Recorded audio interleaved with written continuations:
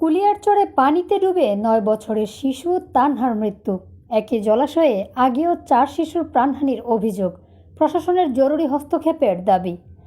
কিশোরগঞ্জের কুলিয়ারচর পৌরসভার ২ নং ওয়ার্ডের ব্যাপারীপাড়া এলাকায় পানিতে ডুবে তানহা নামের ৯ বছরের এক নিষ্পাপ শিশুর মর্মান্তিক মৃত্যু হয়েছে। তানহা ওই এলাকার রিকশাচালক আলী হোসেনের একমাত্র কন্যা বলে জানা গেছে।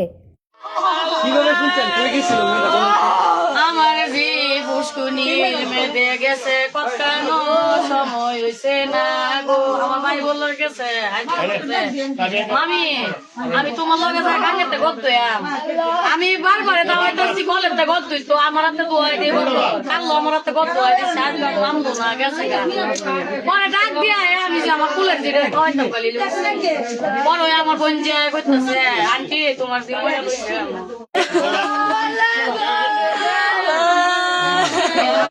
আজ ৬ জুন শনিবার বিকেল ৪টা থেকে ৪:৩০টার মধ্যে ব্যাপারীপাড়া বাদাম মিল সংলগ্ন জলাশয়ে এই হৃদয়বিদারক দুর্ঘটনা ঘটে।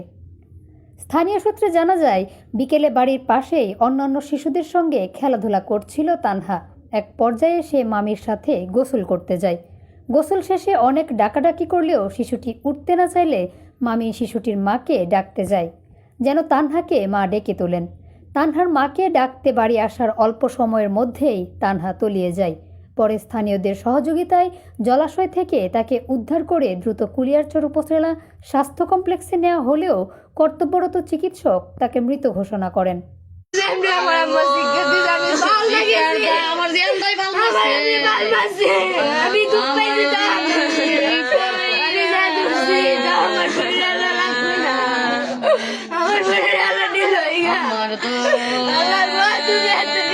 আমার ময়নাটারে বাচ্চা অন্য লয়ে গেছে গা আল্লাহ তাআলা আমার ময়নাটারে আল্লাহ তাআলা বাচ্চা অন্য লয়ে।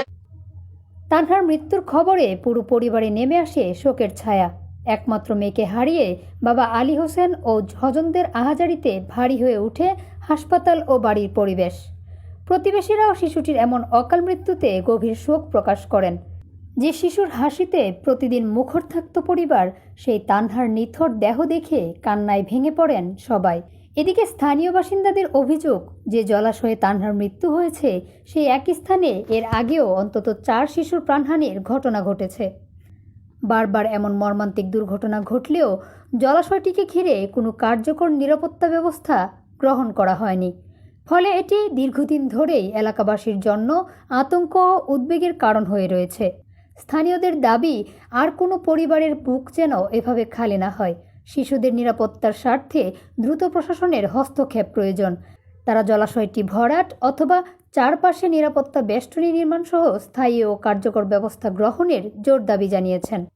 তাদের ভাষ্য, প্রয়োজনীয় পদক্ষেপ না নিলে ভবিষ্যতেও এমন হৃদয়বিদারক দুর্ঘটনা ঘটার আশঙ্কা রয়েছে। তানহার মৃত্যুতে ব্যাপারীপাড়া এলাকায় শোকের ছায়া নেমে এসেছে। এলাকাবাসীর প্রত্যাশা, এই নিষ্পাপ শিশু মৃত্যু যেন শেষ মৃত্যু হয়, আর কোনো বাবা মাকে যেন সন্তানের লাশ বুকে নিয়ে আহাজারি করতে না হয়।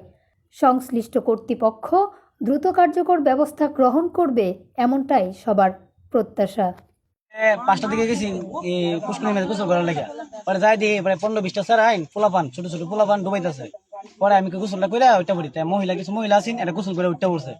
ওঠার পরে আমি গোসল করে মানে উঠতে পড়ুম, এই টাইমে একটা বাচ্চা, নাম হলো শাহজাহান ভাইয়ের ছেলে সাইফুল পিরা, হ্যাঁ বাচ্চাটা তুললা বুঝেছে, দেখেন এটা কার বাচ্চা মরে লইছে। আমি আবার ভাবতেছি ছাত্রী করতেছে, কি করছে আবার ছাড়ি দিছে। ছাড়া দেওয়ার পর আমি আবার পানি তুলছি, তুলে দিয়ে আছি একটা মেয়ে ছোট বাচ্চারা যে তান্না করেছে মেয়েটা, এই মেয়েটা প্রায় ময়রা করে একদম হয়ে গেছে গা, সাদা হয়ে গেছে গা। মানে এনে এত গভীর যে হয়েছে, মানে এন থেকে মাটি নিয়ে বিক্রি করে একটা পুষ্কুনি বানাইছে। এই পুষ্কুনি প্রতি বছরে একটা করে বাচ্চা নিয়ে যেতেছে আমাদের। মানে আমার এই অনুমোদের কাছে আমার একটাই দাবি যে এই পুষ্কুনিটা আপনি ব্লট করে দিলে আমি মনে বলছি যে কোনো বাচ্চা রিমূল হবে না। গত বছর একটা মারা গেছে, এবছরও মারছে, প্রতি বছরই কি আমরা এর আগের বছর একটা লোক মারা গেছে, 3বার করে 3টা বাচ্চা মারা গেছে। আমরা কি প্রতি বছরই কি আমাদের সন্তান রে কেয়া দিব, বলি দিব? এটার একটা সঠিক ভালো পদক্ষেপ আমরা সবাই চান নাকি? সবাই চাই, আমরাও চাই যে গ্রামবাসী এটা যাতে একটা ভরাট করে আমাদেরকে এটা থেকে যেন রক্ষা করা হয়। আমাদের ছেলে মেয়ে বাতি যায়, এরা প্রতি বছর যদি এরকম মৃত্যুর মুখে যায়, এটার ঝুঁকিটা কে নিবে? এটা দায়ভার কেউ নিবে? আজকে যে তার যে বাচ্চাটা মারা গেছে, তার আত্মনাতে তার ভিতরটা ফাইটে যেতেছে, তার কাছে গিয়ে দুইটা কথা সান্ত্বনা দিব, এরকম ভাষা আমাদের নাই। আমরা সকলের দাবি এই পুকুরটা যে খনন করছে ভাই, এটা একটু ভরাট করা চাই।